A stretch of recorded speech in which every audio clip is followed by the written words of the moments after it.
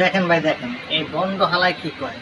হালাই বলে বলতেছে যে গান কোরআনের মধ্যে কোথাও লেখা নাই, পরে লেখা দেখাই দিয়ে দিতে হবে। গান হারাম নয়, কোরআনে কোথাও নাই গান হারাম। আমি তওবা করব।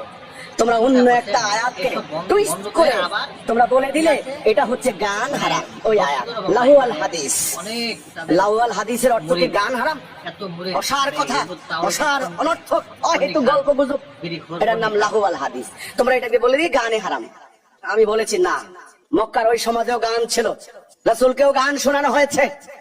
রাসূল অশ্লীলতাকে বাদ দিয়েছেন, অশ্লীল অনর্থক কথাগুলিকে বাদ দিয়েছেন।